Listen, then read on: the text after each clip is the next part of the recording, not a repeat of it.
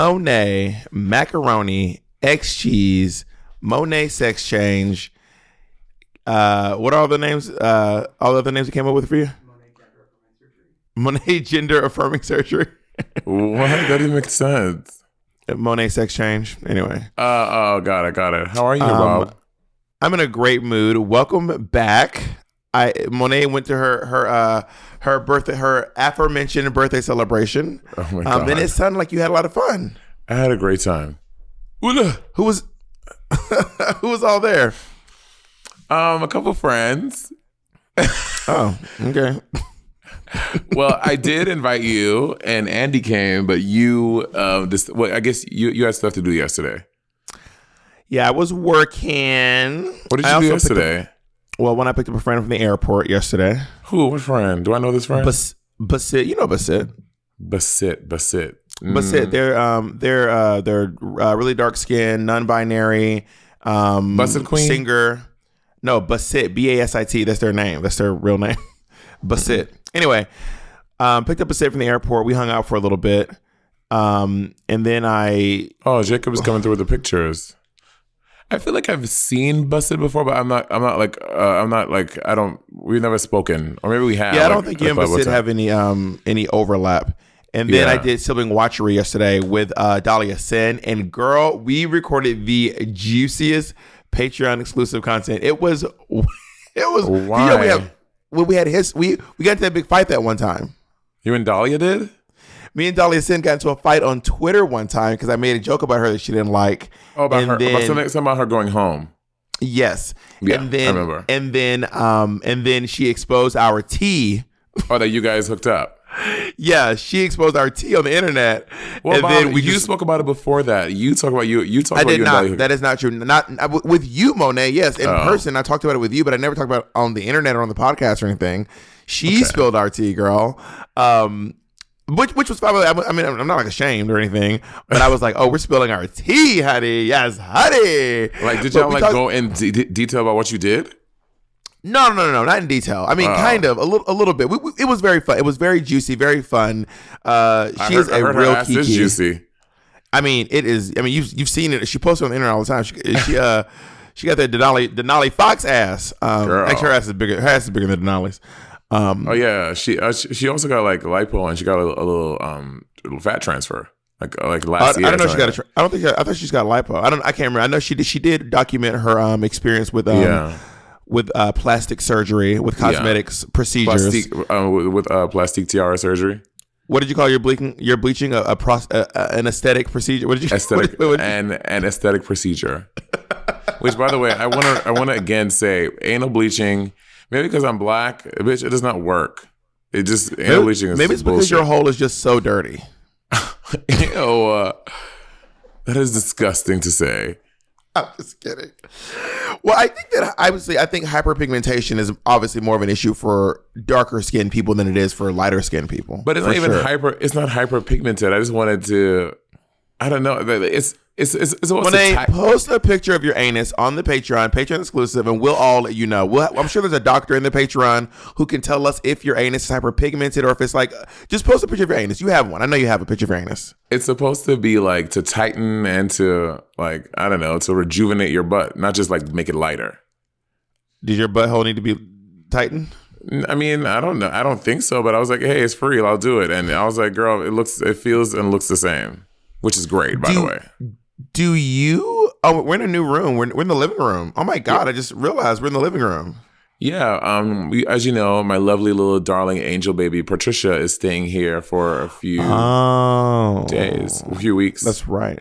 Yeah. Also, just a note to the editor: can you even me and Monét out? Because last time I was like a foot above Monét. Monét was like down here, and my big ass was looking like fucking Hagrid.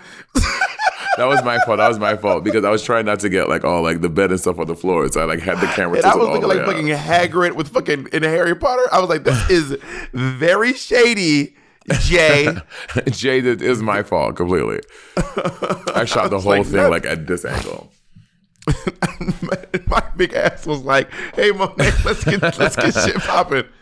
But how you had fun at your birthday celebration? Did you go to Mesopotamia again? I did not go to Mesopotamia. I did at one point think that I felt like I was transported back to like cave people time, but like neo cave people. So like I was this like, cause everyone was huddled around this fire What is a neo cave? I don't know what does that mean?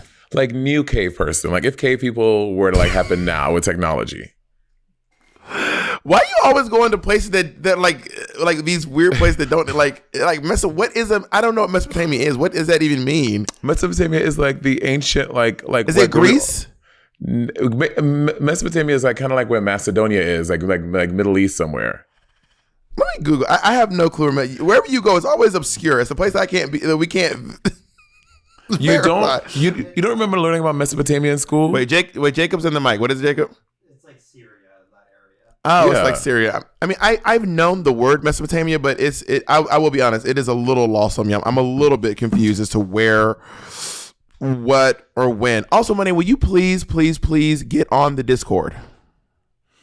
Well, I don't know. We set it up. Did they set it up for us? It has been set up, and it is honestly so much fun. Like, turn my game down. It is honestly so fun. And I'm having a blast, and I want you to come to the Discord and join okay. us. I bet you, we didn't have like a meeting. I didn't even know it was a thing. No one told me. We told you we were doing the Discord. Yeah, but we were supposed to. I mean, this is backroom talk. We're supposed to have a whole meeting with Hewan about it. Oh well, maybe you were in the Neo cave. Anyway, so as a Neo cave person, like everyone was like sitting around the fire. And then, and I felt like I was like their teachers. I was like, so I became this character. I was like, Hulana. And I was like, it's very funny. And what were they saying? They were just staring at me. Everyone was like, and I was like, Hulana. And did you feel like you were communicating? No, I knew I wasn't saying real words. It was just you know, one thing that you and I will do, you and I will definitely commit to a bit. So it's a bit I started and I was like, I'm committed to this. And I did it about 20 times. Got it. But yeah. So it didn't feel on the same level as your Mesopotamia trip. No, Mesopotamia was on another level, bitch. I know you think I'm being like funny or whatever. I legitimately, I think from like a previous life, I feel like I was like really brought back to Mesopotamia at that time. It was great. Wait, do you believe in previous lives?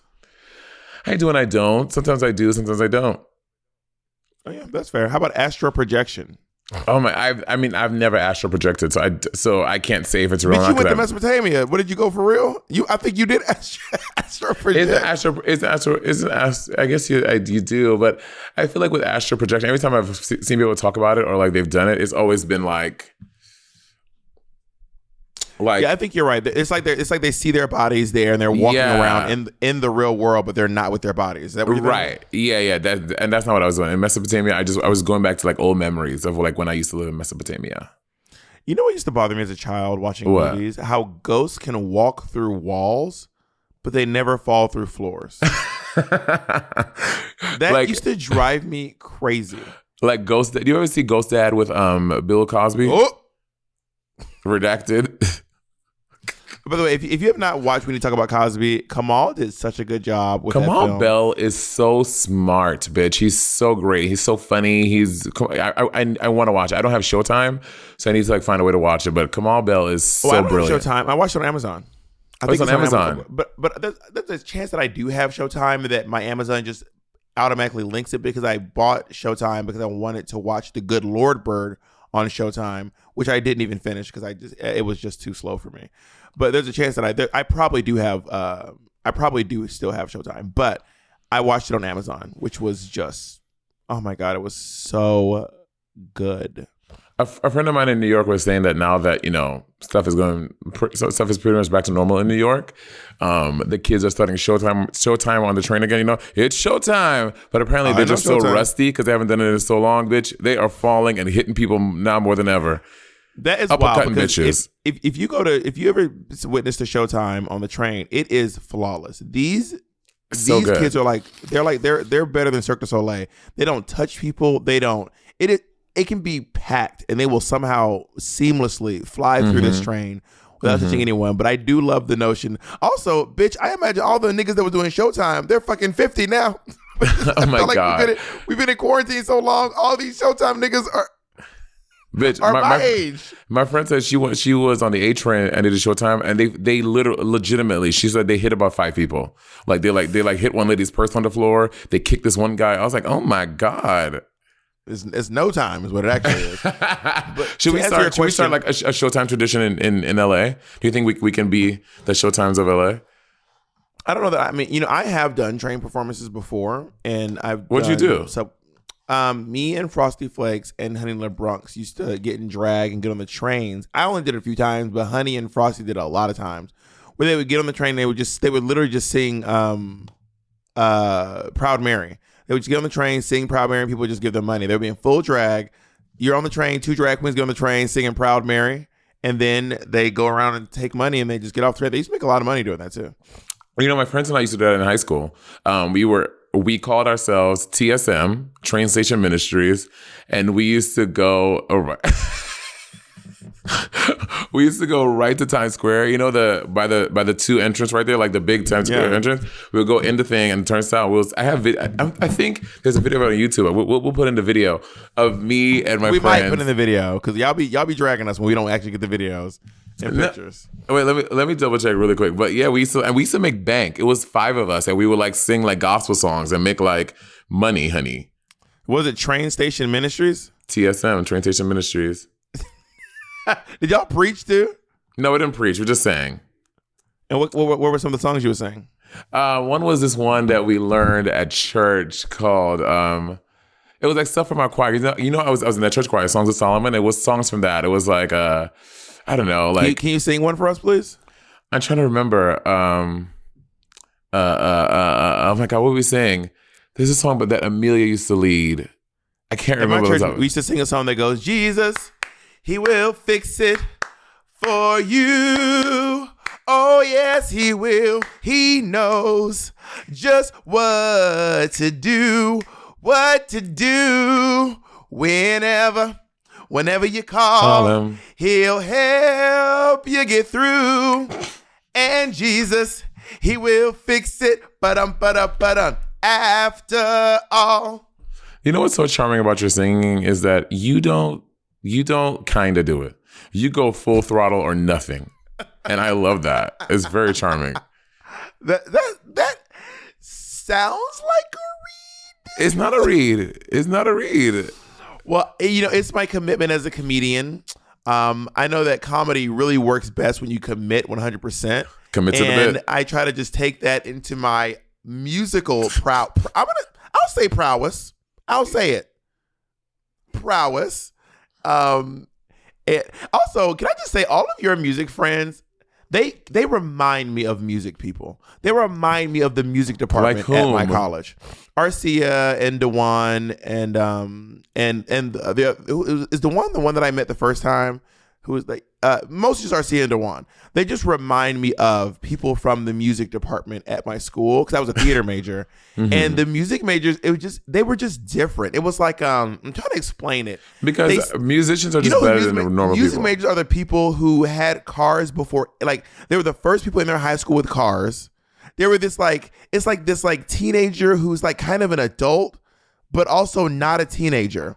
They just seem to be kind of further in life when it comes to adulting than the rest of us. Whereas theater majors are like children. Like even in college, we're like 9th graders. Whereas something about the music major, they just seem, but they still have artisticness to them. They all seem like they like they're already working in their field. They're already these theater majors, the music people are already like the choir director of a local church, or the kind of person who always has their car keys in their hand or wears it around their neck on a lanyard.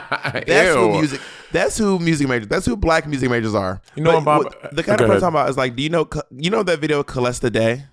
Celesta Day? Is that a singer? You know this woman. I might be saying her name wrong. Oh, the one that she sings really high and really low. And she has a lanyard with keys on it. That's who a music major is. That is who a black music major. In my mind, that's a black. I know you used to carry your keys everywhere in college. I know you had your keys on you. I mean, that's everyone. No, your shit was jingling. You would like have them in your hand. Like I have fucking janitor keys. Everyone else put them in their pockets or their purse, but something about music majors, they carry them like in their hands. They're always like leaving. You're so weird. What do you think about there are no theater majors at your college because everyone was a music major? No, they had theater majors. They were the only department on the other campus. What did you think about the theater majors? Theater majors, they were always, honestly, a lot of theater majors in my school just were pretty much the same person. Besides, like the one token black kid that was like the singer that would he would do all of like the big roles. Everyone else was like a twinky white boy or like a really femme white girl. That's so interesting. I wish you could have got. Part of me wish that we knew each other in college. Obviously, we were not in college at the same time because we were about 4 years apart. But yeah, don't forget it. God, you're a monster. But I still wish that we could have like interacted or had some sort of I don't know. I just want to know if we would have been friends in college. I think we would have been friends. I think that I would have seen your extraness and how crazy you were, and I would have liked it. I think that, but me from college, I wouldn't have been accessible because of my drinking and my drug use. And I used to go to parties and stuff in college all the time. I wasn't fun when I need to reiterate. I was not fun. It's not like you and your friends drink. It's not like that. I wasn't going to Mesopotamia. Okay. Where are you going to the pits of hell? Yeah, basically. Work. Let's talk more about after the break. And we're black. Yeah, I mean, I've said it before on the podcast. I would have loved to witness you a couple times when you were drinking. I know you said you weren't fun. I just cannot, Bob, because you're already crazy. You don't drink, and you are already on another level. I can't imagine what drinking does to you. I don't drink. I don't think. But let me show you how I fell in this sink. It was just goofy. Maybe actually, I will one day get one of my old college friends, maybe Jaime, to come on the Patreon. I'm not saying when. Don't like mark your calendars, but I will get Jaime or maybe Shane, my roommates from college, to come on the podcast and talk about what I was like when I was drinking. Can I ask a favor? Yeah, what's up? Next year, since it's your 13th year of sobriety? June will be 14 years. 14 years. So for my next birthday, do you want to just come and do just like a little mushrooms with me? Just mushrooms, not alcohol, just a little mushroom. You know, if I get to 20 years of sobriety, I will throw it all away for you. If I make it, if I make it. So I'll see. What is that fair? So I'll see you in 6 years if I make it that far. But you know, sometimes people consider like doing drugs like art. Don't you think? I knew you were gonna. I don't know if I would consider doing drugs and art. I will say this: when you talk to weed heads, pot heads, or weed heads, you got me. I'm trying to use your language. Weed heads. No, you were saying how that was your normal inclination to say weed heads. You know it was. Don't you try to act like you're doing it for me. It really was not. When you talk to pot heads about their behavior. Or like when you walk in, I saw a meme online that was like, you can literally walk into a cannabis shop and be like, I'm trying to fall asleep, but I don't want to be drowsy the next day, and I still want to be alert. And they'll just look at you pensively for like 10 seconds, and then go, have you tried smoking Skibbly Doop Pop Pop? Or like they really be serious about this fucking weed. They do. Because I mean, also like back in the day, there just wasn't that much research, right? It's like you bought weed, you did not know if it was indica, if it was sativa, if it was purple haze, bluegrass, whatever the fuck it is. Now there are so many different strains, there's and they all do different. I mean, I don't know. I'm just saying words. I don't know. Oh, so that's music. All I know is sativa and indica. I don't know. I guess people get different ones for different flavors. They all taste pretty much the same to me.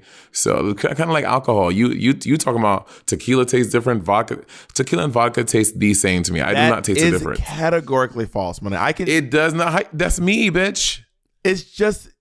I think that you're not allowing yourself a moment, because I can literally smell the difference. If you put a booze in front of my nose, I can blindfolded. I would be like, that's vodka. That's tequila. Funny you say that, because at the party, I brought that vodka you gave me, the Calpin vodka, and it says vodka. It's called You Can't Be Serious vodka, and then everyone opened it. They were like, this isn't vodka. This is tequila. And I was like, and everyone was like, and they were passing it around, and they were like, girl, that's tequila. So, but it says vodka. Did Andy try it? Andy did not smell it. Oh. So everyone was like, "Girl, that's tequila. It's not vodka." And I'm like, I don't know. They all smell and taste the same to me. I don't smell a difference. Well, y'all were in the cave. What? Y'all niggas don't know. Y'all know who the I felt like Jay and Silent Bob. Have you seen, not Jay and Silent Bob? It was that cartoon that used to be on Nickelodeon, and he was like a cave person with like it was like Prometheus and Bob. Maybe it was what it was called. You don't remember this? I know the name, but I never saw it though. Okay, yeah. I think that if you let me sit down with you and okay, so the thing about tequila, first of all, tequila smells buttery. You say that. I don't. Tequila. I'm gonna hold on 1 second. I'm gonna pull some bottles out. Not me being a sommelier. I have 2 bottles. I have Tito's and I have Casamigos tequila. I'm gonna smell. So tequila smells buttery. But yeah, but you don't want to stick it's not poppers. You don't want to get in there. Just kind of waft it to you. And it has like a buttery smell to it. Okay, let me smell. What does vodka smell like? Vodka smells closer to rubbing alcohol. Like vodka doesn't have a good smell. The smell of vodka, it is almost like rubbing alcohol. Whereas I feel like tequila smells like rubbing alcohol with butter in it. Girl, this shit smells the same. I'm not even doing a thing. And I do them. Not. I wish I could swap them around and have you close. I wish I could like do this in front of you. Just taste a little taste. Oh God, really? Okay. And now you cannot tell me that tastes like this tequila. For example, if I made you a margarita with vodka, you'd be like, "What is this?" Maybe I'm just a dumb bitch, girl. Maybe your taste buds are damaged from all the spicy food you've been eating since childhood. But I love my food spicy. One day I'll make you a Cosmo with tequila, and you'll be like, "This doesn't make sense." And then I'll make you a margarita with vodka, and you'll be like, "Again, it doesn't make sense," because it does taste significantly different. That's why margaritas have tequila and Cosmos have vodka. But not. But anyway, that's just my background as a mixologist. But again, mixology is an art. I would say I was very good at it. I'm telling you right now, I've never made your cocktail before, but I can make great cocktails. Patty makes great cocktails too, actually. The sober ones. Listen, we know people because we've drank all of it, so we know what's good and what's not. Honey, and gin has this taste that's kind of like metally. Gin is a little metallic in taste. Huh. And whiskey is a little like burnt in taste. And rum is a little fruity in taste. Rum's a little fruity. Gin's a little metallic. Tequila's a little buttery. What are you saying, Jacob? What did Jacob say? Jacob said, "Let's move to the topic." We get off topic sometimes, Jacob. Anyway, tell me about this art behind you. What's your favorite piece of art in your house? My favorite piece of art in my home is probably this one. This was I think I told a story before. I was on Instagram. And one of those random days when you check your request folder, and this guy sent me a message. He was of this picture, and he's like, "Hey, Monét, I painted this little picture of you." He was like, I would love for you to see it." So I opened it. I was like, "Oh my God, that's so cute." I was like, "You know what? I'd like to buy it from you." And he's like, "Really?" I was like, "Yeah, I'll buy it from you." And then I was like, "You tell me how much, and then I'll pay for shipping." And he told me that it was like 2,000 euros. I was like, 2,000 euros. I was like, "Bitch, is you Banksy? Is you fucking Basquiat, bitch?" I was like, $2,000? Because in my mind, I thought it was, because the way he sent me the picture, I thought it was maybe this big. Mm-hmm. I was like, oh, it's like a little hand thing he did. And I was like, okay, I'm not trying to, I don't want to devalue your work. I don't, I was not expecting to spend 2,000 euros for this picture. And he was like, yeah, that's how much it costs. And I was like, okay, how much does it weigh? What are the dimensions? And he was like, when he sent me the dimension, I was like, oh, it's like 6 feet tall. I was like, this is crazy. So then I ended up buying it from him, and it's one of my favorite pieces in my home. I know it's of me, it's a little vain, but I love this picture very much. It's fierce. And I also love the ass one. The ass one is great. Oh, that ass, yeah, the lady in the shower. Yeah, the lady in the shower is gorge. And we'll post a picture. Monét will post a picture. Who did now? Talk about the one about how you got that one of the lady in the shower. Yeah, so I was walking through Soho in New York City, and then I was going to the Birkenstock shop, And then this guy, this African, I love Birkenstocks. You wear Birkenstocks? All the time, Roberta. No, you wear Toms all the time. No, that's Birkenstocks. You wear them Toms. You used to wear. Monet used to wear. I used to wear Toms all the time. Monet used to wear these. Y'all, it would be. If you know what Toms are basically socks with a little bit of rubber on the bottom. Monet would be in the snow. Monet would be in the. It would be raining outside, and Monet would be wearing these Toms. It does not matter the weather. And when I said these Toms were on their last leg, honey. Well, they started out as Thomases, and they became Toms by the time when they wore them down. Well, also, my feet run hot. Like, my feet run hot. So even if it would be, like, super cold outside, my feet would always be, like, great. My feet would not be cold. I have hot feet. Post a picture. I was walking in Soho, and this African man was on the corner, and he was selling paintings, and he had these little portraits, kind of like this last guy, little portraits. And I was like, oh my God, your artwork. And it's all women with big butts. I have 3 of the small ones and the big one. And then I was like, you know what? I'd like to buy some of this. And he was like, really? I was like, yeah, you're selling it. I want to buy some of it. Ain't you selling on the street? You know, and then he goes on, he was like, you know, I haven't had business in so long. This is really great. I'll give you whatever deal you want. And I was like, no, I don't want a deal. I want to buy this work from you. And then, so I bought the big one from him, and he gave me the 3 small ones. I was like, I want to pay for the 3 small ones. He's like, no, please. And then, so he just, and he was very sweet, and it was great. How much did the picture cost? The picture was $500. Oh, that's a great deal, and it's pretty big. It's a great deal. It's a big picture. Yeah. What's your favorite art? You have all those red stencil ones. Yeah, they're being framed right now. That's from an artist named Rom that Jacob went to college with, who was actually got named in the 30 under 30 in Forbes, which is like a way to make an impact when you're under 30 years old. It's like young people in business. And he got named for that. And he's really, really talented. And there are these like sketches that he was doing. Not sketches. They're smaller little like doodles. Because he does these like big canvas pieces, but they're like small and they're on paper. And then we bought them all. It's like a collection of his artwork to put in this frame, which we're really excited about. We got them all framed. We don't have them back yet. But can I show you? And I will show you pictures of those. I'm gonna show you my favorite work of art in the house, though. I will be. Well, let me see. Jacob is so over me right now. I'll be right back. Oh, is it Jacob's? Why are you making that face, Jacob?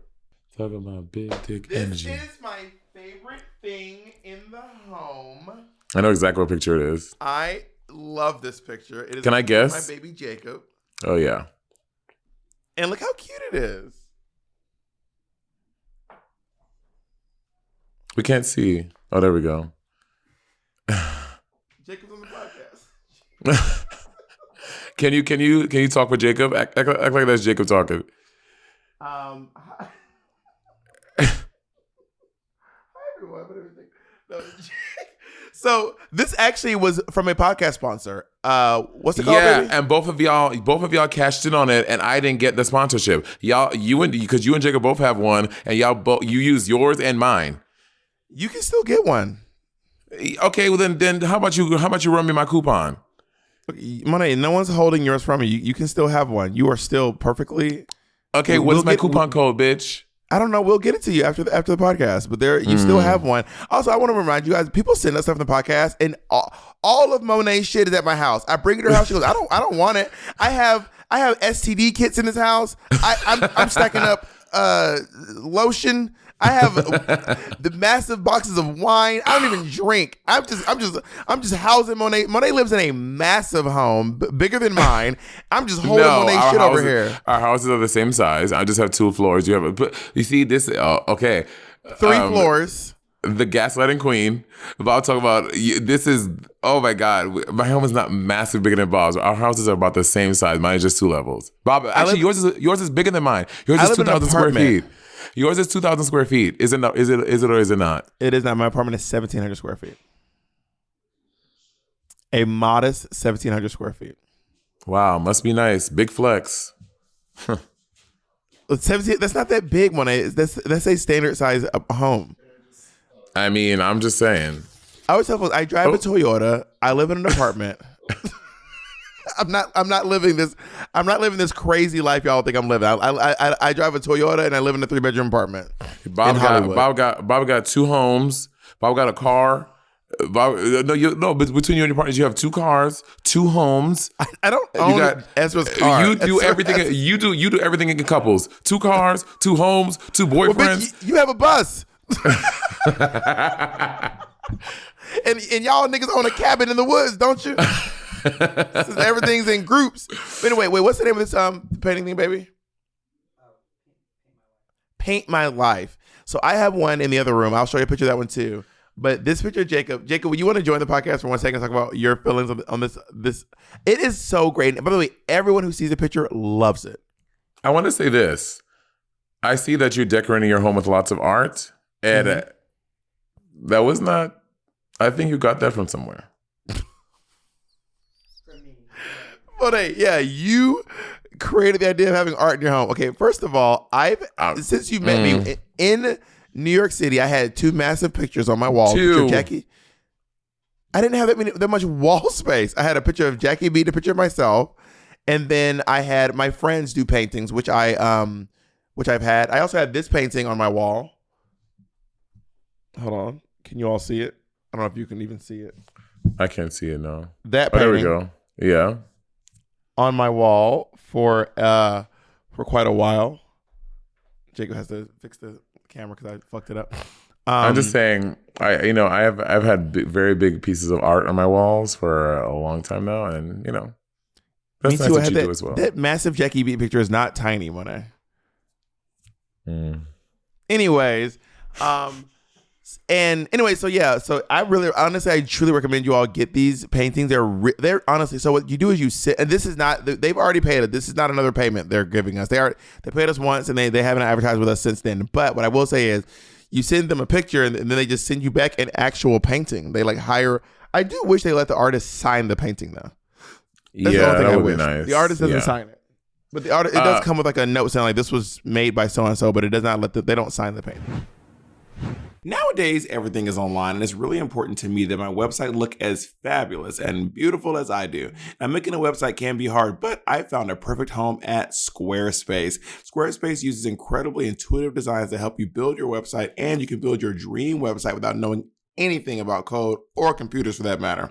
Now, Squarespace has a really great and easy to understand analytics tool to help you gain powerful insights into who's visiting your website and how they're interacting with your content. This includes page views, traffic sources, time on the site, most read content, audience geography, and more.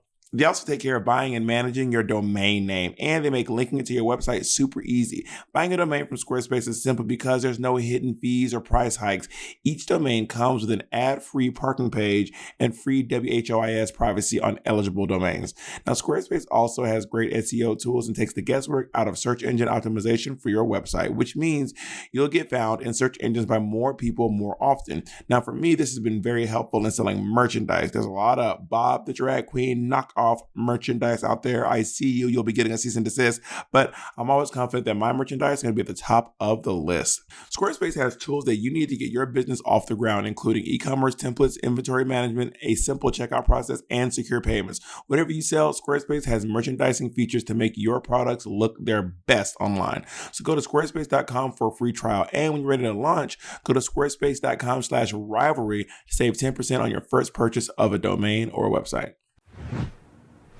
When you lived in New York, did you go to a lot of the art museums in New York? I regretfully did not. I did not go to any museums in New York City. Only the Museum of Natural History, and that was on like a high school field trip.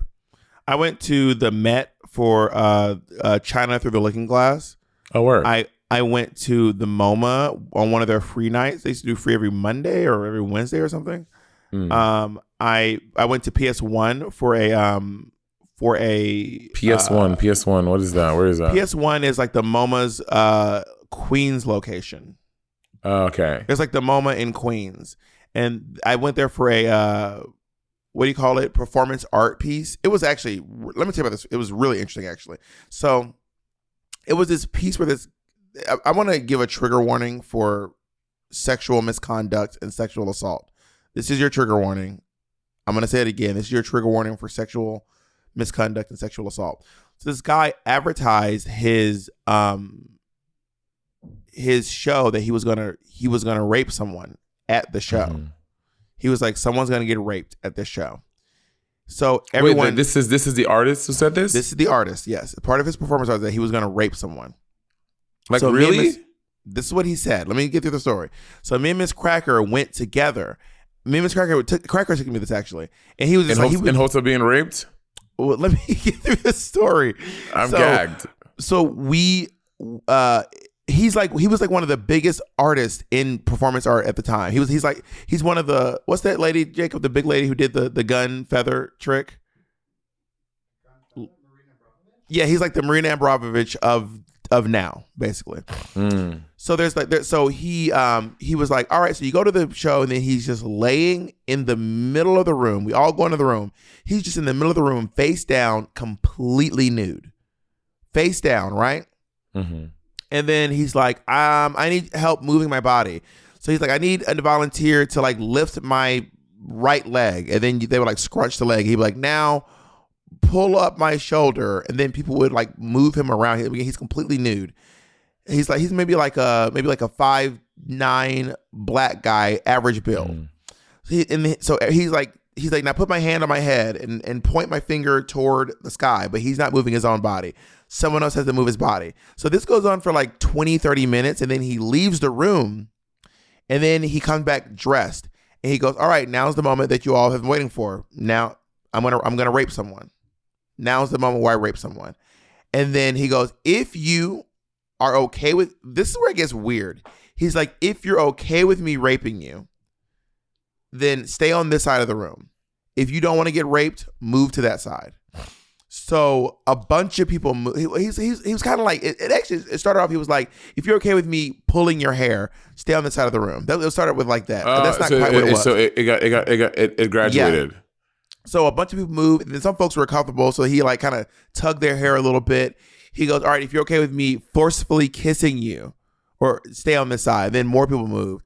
And then he's like, all right, if you want to get raped, stay over here. And then everyone moved except this one lady.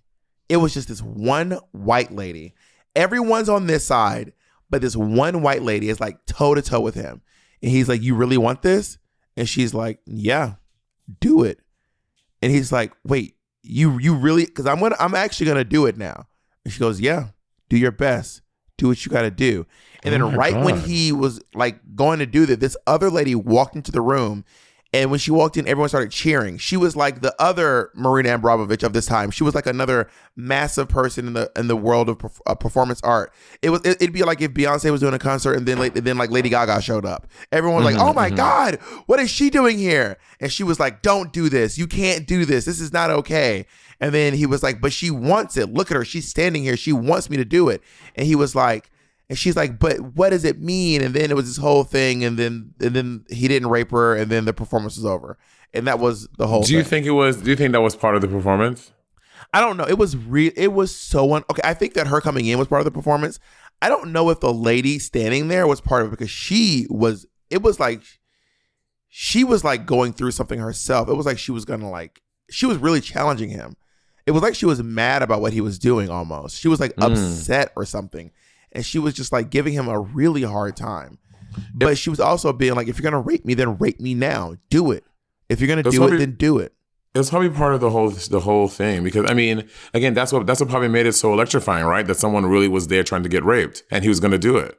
And it was very uncomfortable, because we started off kind of like giggling because we were so uncomfortable. And he was like, I'll pull your hair. It was like, I'll touch your body. I'll kiss you. And then finally the big deal. And we were all standing on one side, just looking, like not knowing what to do, even though there were probably like 60 or 70 of us just in this big open room, this big empty white room, watching this guy like aggress this woman. It was very strange. Yeah, I've never seen performance art. I would like to go see some good performance art, but I've never seen it. I mean, and I would love to. Patty is so stupid. Patty, we talk about the rape thing. Patty was like, "Are y'all talking about me?" Oh my God, Patty. Oh, best. Right. Yeah, I've never seen performance art, but performance art does. There's this episode of Sex and the City when Carrie starts dating the Russian guy, and where she meets him at, she's at this. I think it might be the Irina Abramović lady you're talking about, and Marina. Do you know Marina. about her? I'll tell you about her after. Maria. I think her name is Maria. Maria Abramović. Oh no, Marina Abramović. Yeah, I'll tell you about her in a second. But go ahead. And it's a woman. She's in this big white room, and then she has like a ladder of knives, and then she's on the top of this thing, and then she doesn't like people. The exhibit is open 24 hours, for like a week or something like that, and people can just go watch her, and then she's not eating, she's not doing anything for like a week, sitting up there.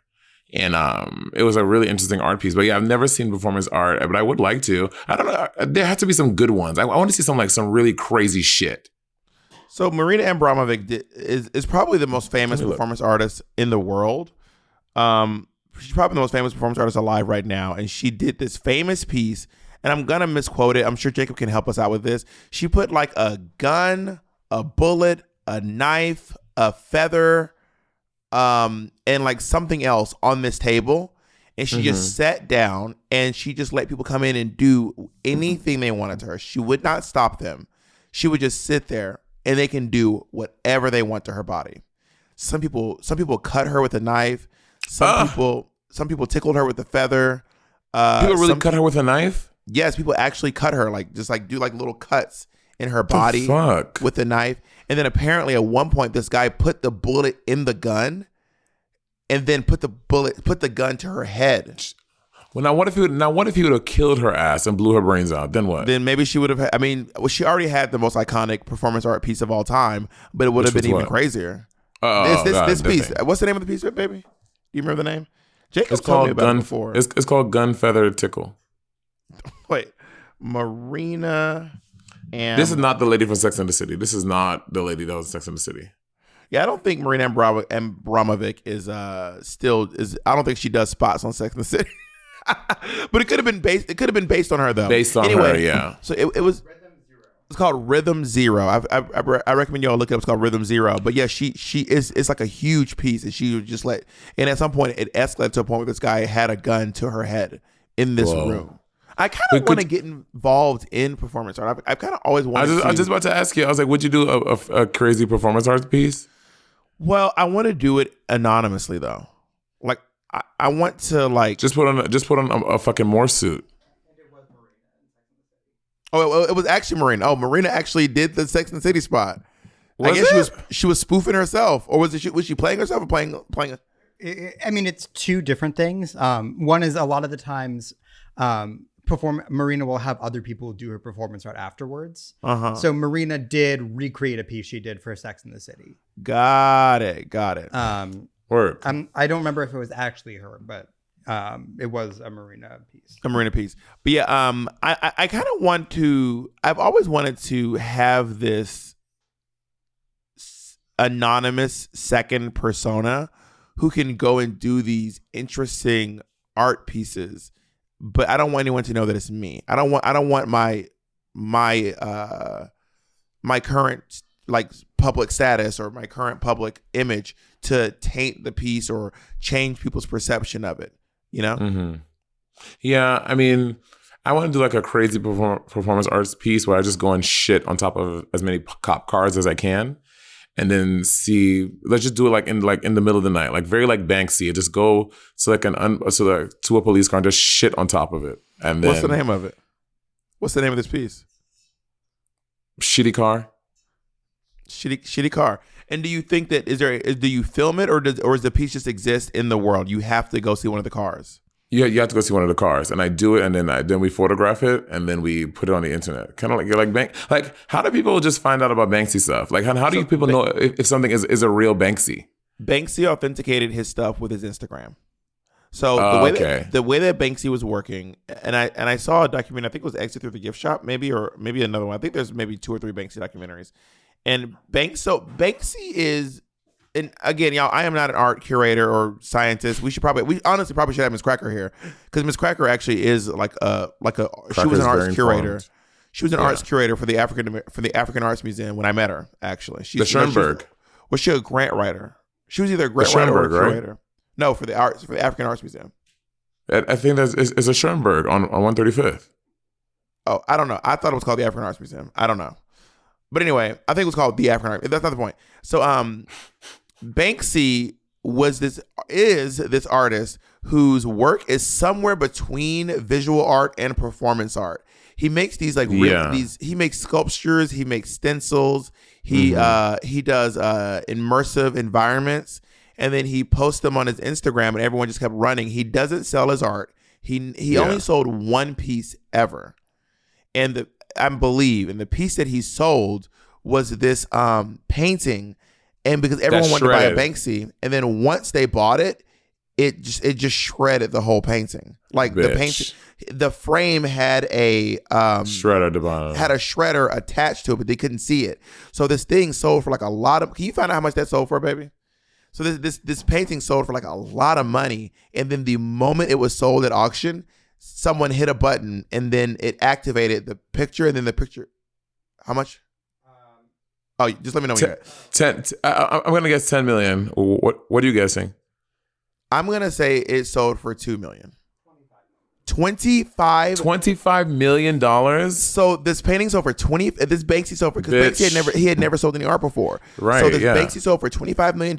Once it sold, it shredded through the thing. But apparently the shredder was supposed to shred it all the way, but it only shredded halfway. Like it just kind of like fucked up somehow. It didn't fully work. So it actually probably is now worth even more because of the stuff around it. So now it's just a picture frame. Half of the art is in the picture. Half of the art is shredded at the bottom of the picture. But that, honestly, that is a cunt stunt. Does anyone know who Banksy looks like? Yeah, Banksy's been exposed at this point, but it's still kind of like Sia, I think. Banksy picture. I want to see what Banksy looks like. Did you ever watch the documentary? He has a documentary where? Yeah, there's one called Exit Through the Gift Shop, and it was I think that's the one I saw. And what Banksy does is he basically documents how he would travel. He would like post about this art, and then everyone would like run and try to get it, or run and try to get pictures of it. But he would post them on like buildings, so you can't take the art because it's on a building. Yeah, there actually was a Banksy across the street from my old apartment in I think I remember City. That. If you want to, I used to live at 106 in Amsterdam, and across the street there is a Banksy. It is on the wall. It is behind plexiglass, and I think it's right above a fire escape. A fire hydrant. I think it's like someone's head on the fire. No, it's a little kid with a balloon. Yeah, it was a kid with a balloon, and it was literally just. It was literally it was across the street from my home. If you go to, it's on Amsterdam between 106 and 107 on the west side. Somewhere on that wall, there is a Banksy. I remember that. And it's behind a piece of plexiglass. So they're like preserving it so that no one else can like paint over it or fuck it up in some way. And that started happening all around New York City. People started trying to preserve their Banksys. If your building got a Banksy, it was this whole thing. Then Banksy did like mobile art, but he has a lot of money. I don't know how he's doing it. Like one of his things, he made this like crazy like sculpture in the back of a like truck. It was wild. I don't even know how he does this stuff. Well, I mean, if he sold one thing for 20, he probably has a normal job or like a good job. Maybe he comes from money. But if he sold one thing for $25 million, girl, he's fine for a while. But I don't think that he got the money for it. Like I think they did. Did he get the money? I mean, I don't even know. I'm literally just saying anything. Oh, he has like a gallery representative. I mean, maybe Banksy was just doing this big thing where he act like he wouldn't sell any art for the first while, and then after everyone is dying for it, then he'll start selling. Maybe, I don't fucking know. Honestly, I think that Banksy is a really brilliant pop artist. Would you consider that pop art, Jacob? Yeah, it's popular at the time. Oh, Jacob's making a face. Jacob's the art school kid said, I don't know. I'm an art school kid as well, and I studied fine art for a semester. We're talking about visual art. Someone who has a degree in visual art. Okay, a painting that's visual and fine, honey. Oh my god. Yeah, I would say Banksy is a pop artist. There are two different types. There's a pop art movement, which is generally has a number of artists associated with it, and Banksy is definitely not part of that. But like on the whole, it's like pop art as a concept. I would say on the whole, talk about the whole. Banksy could be considered a pop artist. Did you like taking art classes in school, in like high school and middle school and shit?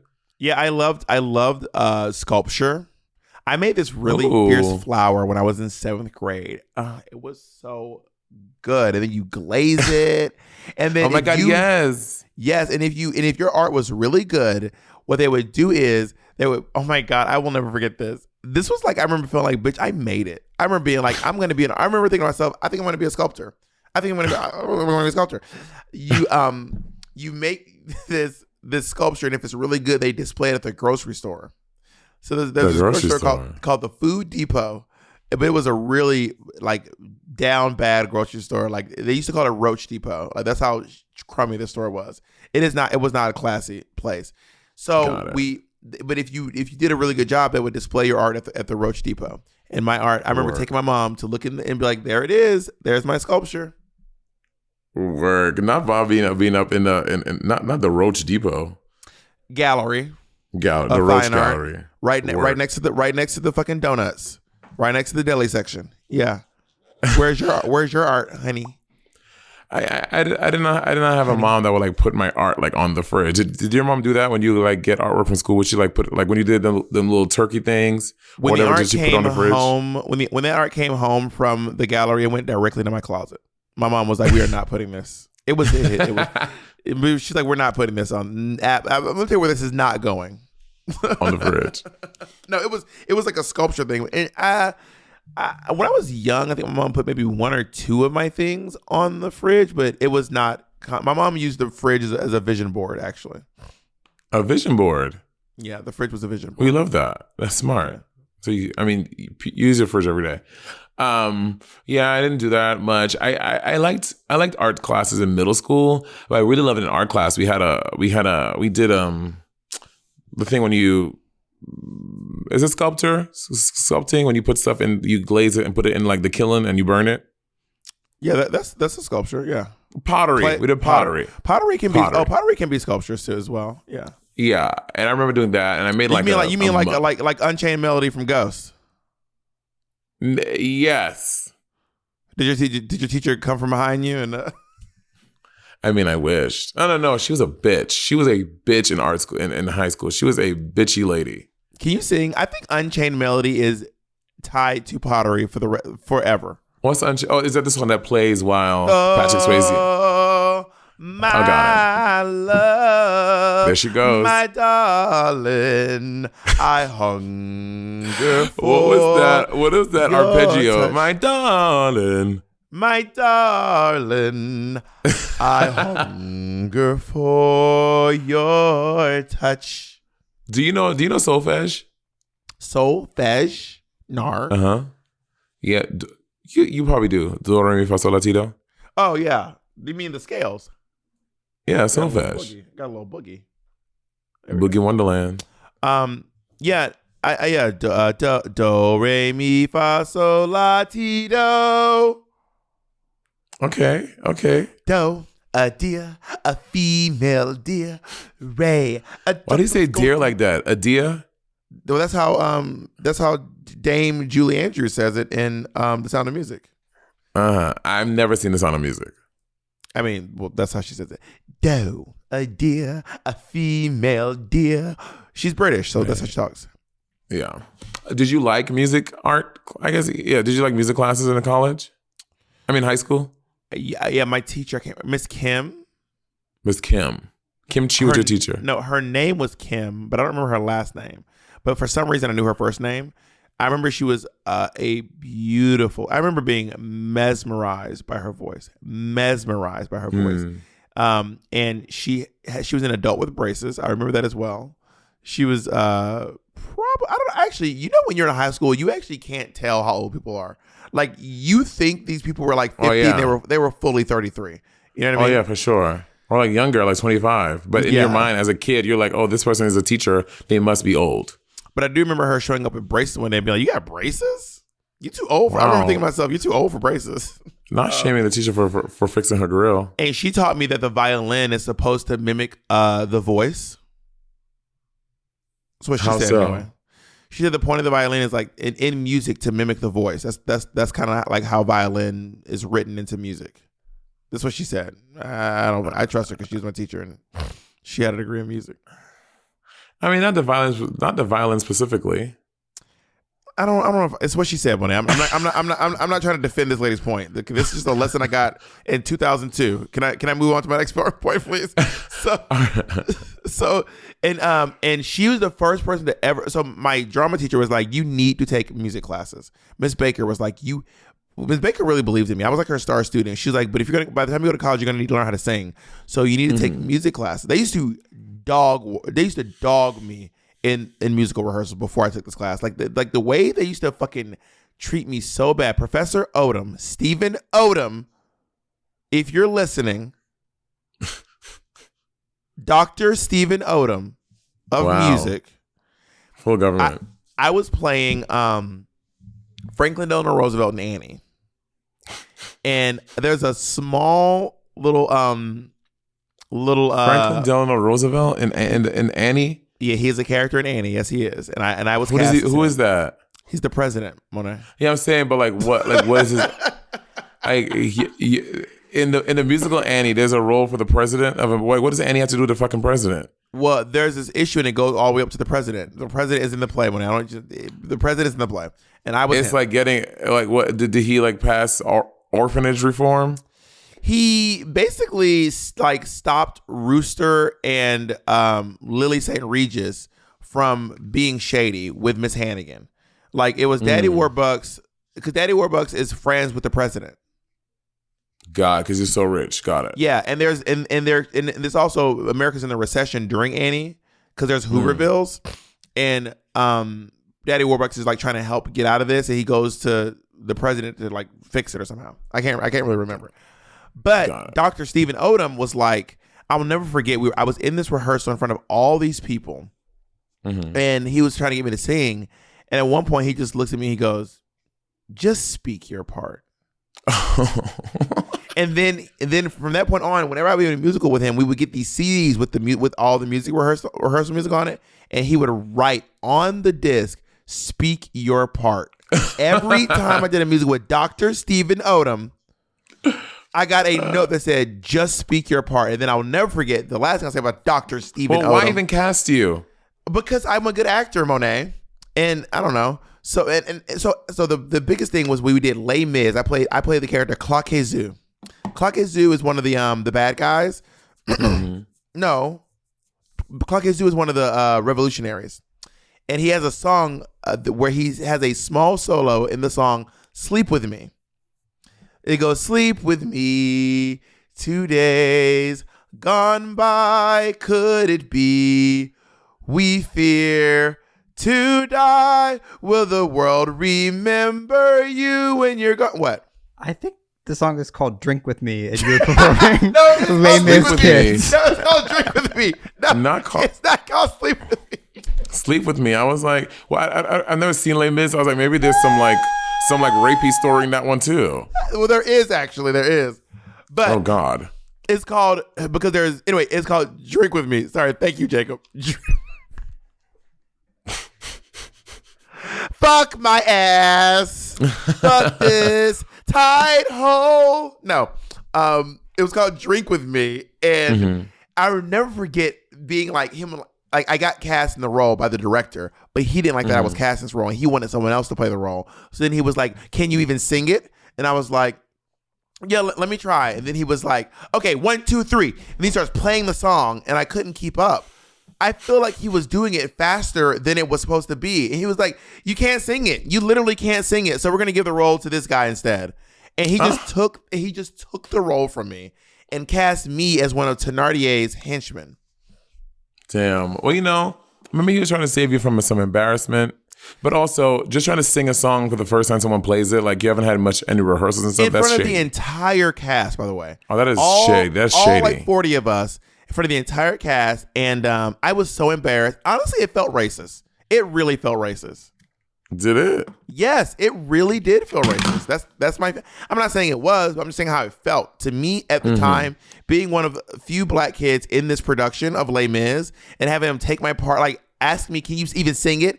Clunking out the pieces before even counting me in, and then be like, "You can't sing it." And then he snatched the role and gave it to a white kid in Clayton County, of all places. What about in high school? One of the first music besides when they took us to see Rent in 10th grade, was that my high school perform was Bad Boy. Have you seen the musical Bad Boy? Yeah, I know Bad Boy. Yeah. And I just remember the choreo. Love me, bad boy. Kiss me, bad boy. Waiting to die away. Bad boy. Bad boy. It was great. I would love to see you in a musical. I would love to see you in a musical. I wish, I mean, honestly, if you had not been doing drop, kick, death drop in the middle of the Ponder replay, I would have come to see it. Oh my God. Well, in Death Drop, there was, when I did it, I don't know how, because it changed a lot since I did it. There was one big cast number, and then Courtney and I had a duet at the end. But yeah, I would love to do a musical. I think it'll be great. I'll have a lot. You know, I was supposed to do, when they brought Head Over Heels to LA, to the Pasadena Playhouse, and I was supposed to do it, but I was filming stuff in November. I was going to play the Oracle, Peppermint's character. Oh my God, Pythios. Pythios. There we go. Yeah. Yeah. Ezra auditioned for that role too, actually. But when I look back at it, Ezra is not right for that role. Ezra actually would have made more sense as the shepherd than as Pythio. Yeah. But I went to go see it. With me and Ezra went to go see it with Alaska and Aaliyah Delaria. And Alaska was stunning. I know. Alaska's great. I obviously I know Alaska for a long time, but I've worked with her a lot in like the past couple months. I might like really stand. Alaska is so great. Professional, on time. She's great. Talented. Should I post Summer McCusker, who is one of my oldest friends, sent me a video of me in Midsummer Night Dream when I was like 19 years old in college. What character were you? I was Bottom. You were Bottom.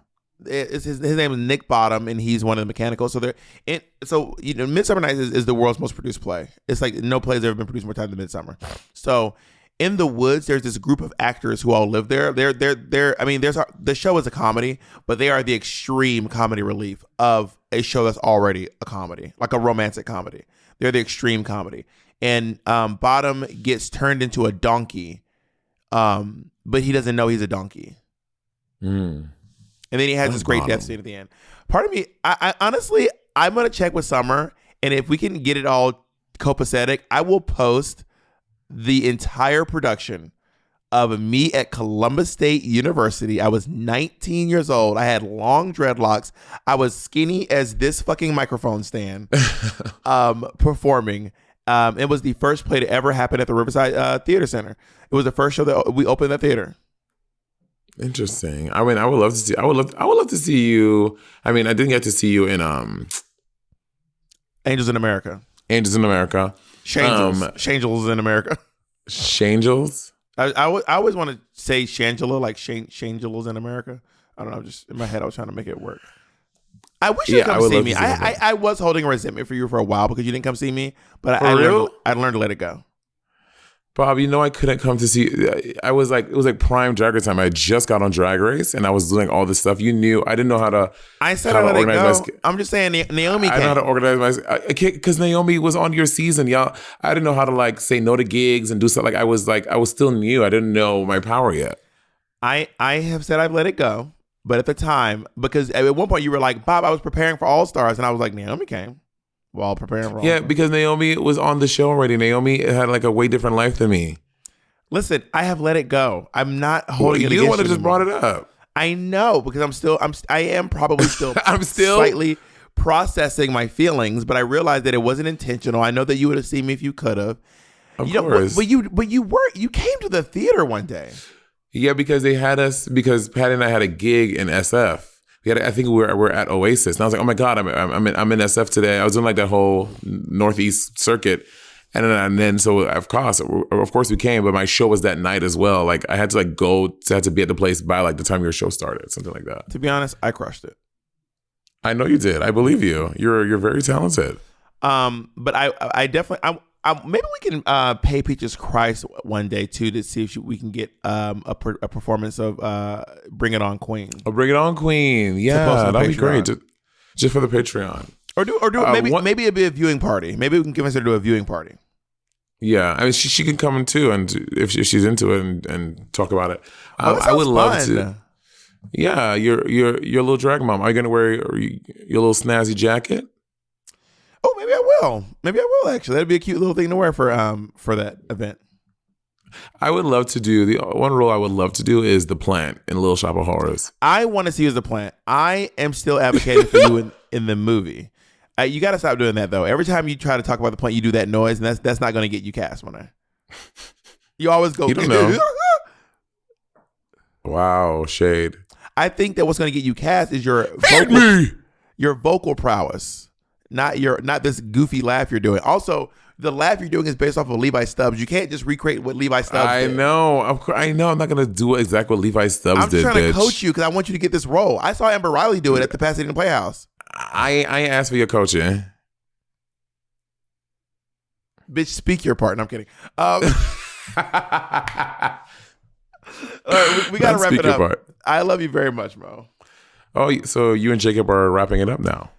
Yeah, we're doing 2 podcasts today. I don't know why you're acting brand new. No, we don't. We are going. We're going to try to squeeze out another one. That's Thursday, Friday. I can't. Patty and I have to leave for the airport in an hour. You have to leave in an hour? Yes.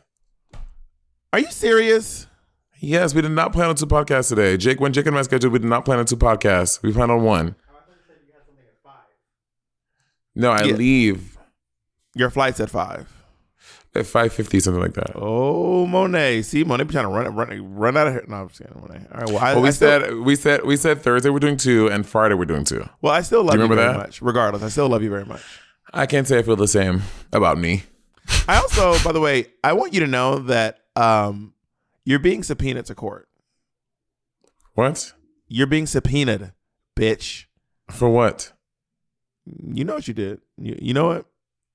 Just go on. Once you get in the Discord, you'll find out. How about that? Hula. Bitch, bye. Bye.